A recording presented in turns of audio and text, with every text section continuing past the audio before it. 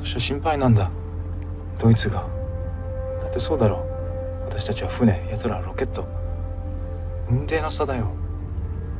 日本は帝国を治めるのに精一杯なのに、奴らは強くなるばかりだ。Whew, man. Imagine being a dude realizing that your nation's leadership has gone down the tubes, the Nazis are rallying across the globe, and everything your forefathers worked for is falling apart. Can't relate to that, right? Oh, mighty, I need a drink. Hello, my name is Garvin, and I read things and ramble about them on the internet for your entertainment. Welcome back to Dick Month, everybody, where I look at the works and adaptations of Philip K. Dick. Today, I'm looking at the first 3 episodes of Season 1 of Man in the High Castle, a work that helped popularize alternative history as a genre in the United States and a lot of the Anglosphere. Quick warning, spoilers for the television show are incoming. So, I will be discussing the differences between the novel and the series, and I'll also be looking at how the episodes stand alone. Let's talk about the show first before I do any comparing and contrasting. So, the pilot opens with mapping out the setting. The Axis won World War II, North America was divided between the German Reich, the Nazis, and the Empire of Japan. The Nazis took the East, and the Japanese took the Pacific states, and there's a vague neutral zone centered in the Rockies between them. Unlike in the book, the entire East is ruled directly by Nazi Germany, so there is no separate southern state here. The pilot also does a good job of setting up our 3 main characters, Juliana, Frank, and Joe, along with Tagomi, the Japanese trade minister, who is currently playing a dangerous intelligence game with a disillusioned Nazi official who wishes to reveal important secrets to the Empire, the Japanese Empire, that is.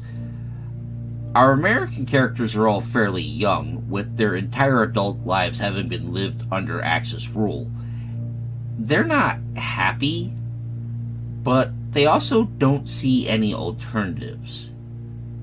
So when Juliana's sister Trudy shows up and gives her a copy of a film entitled The Grasshopper Lies Heavy, and then is shot down in the street by the Japanese law enforcement, things start to change.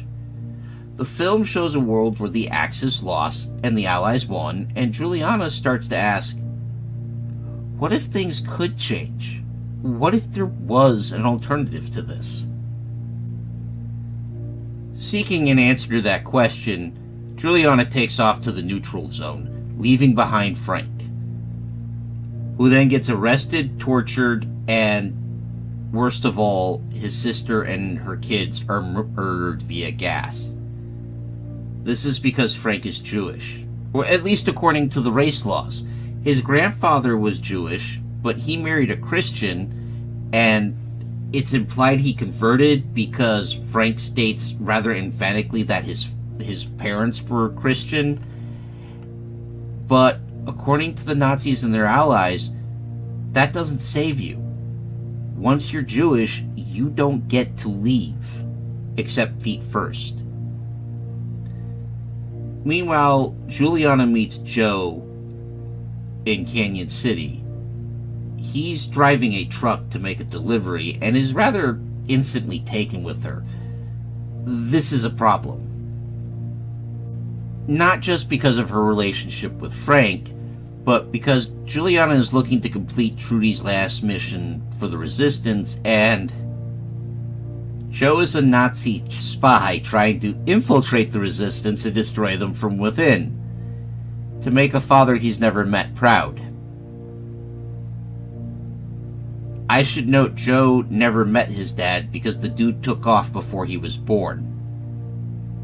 When they say daddy issues are dangerous, they're not kidding. This is further complicated by Frank and Juliana killing an undercover Nazi agent, which puts them in the crosshairs of a Nazi-employed bounty hunter who calls himself the Marshal and likes to pretend he's the actual lawman of the neutral zone.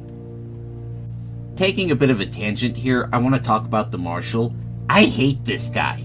I hate this guy a lot. And considering that's what the showmakers were aiming for, that's a good job done there.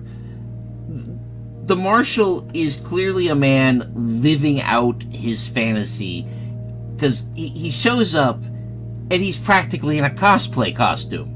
He's running around with a long leather duster and a cowboy hat and a sawed-off shotgun, and he only talks in a menacing growl to people instead of, talking to them like they're people.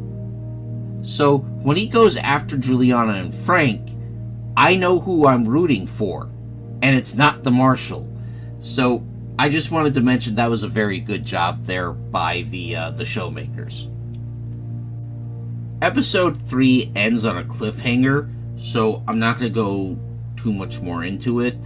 Just to say that episode 3 ends with the Marshal chasing after Juliana and Joe, and we're going to see how that turns out in my next video where I talk about the next couple episodes. But I'd like to turn to the differences, at least so far in the television series and the book.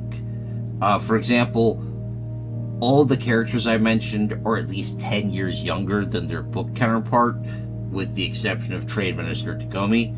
Also, their relationships have been changed.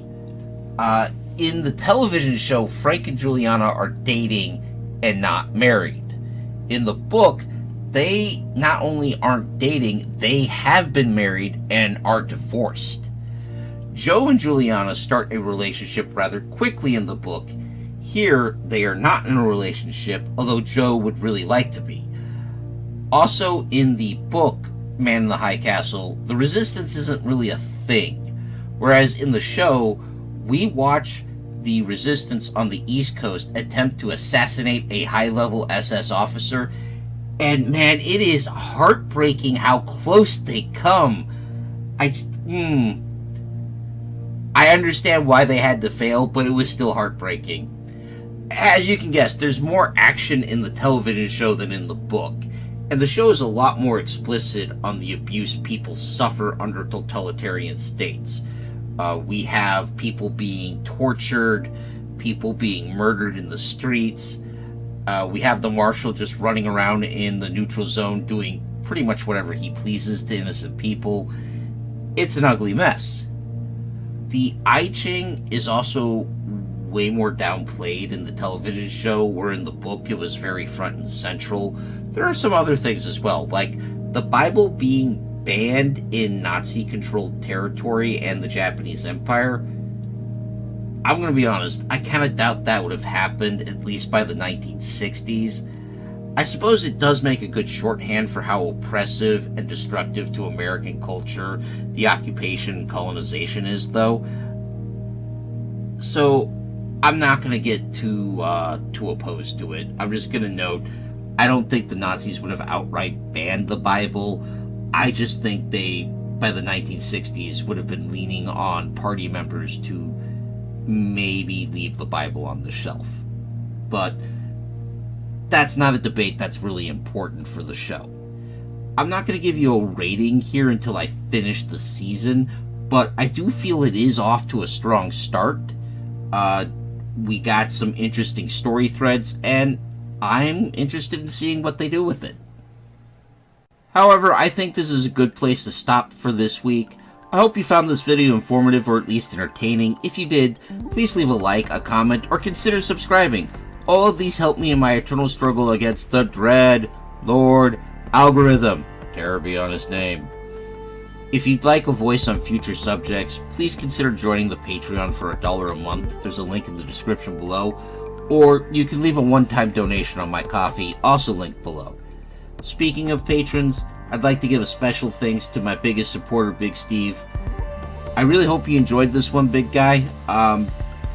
Next week, I'll be back looking at a couple more episodes, and we will be continuing Dick Month by continuing with Season 1 of Man in the High Castle.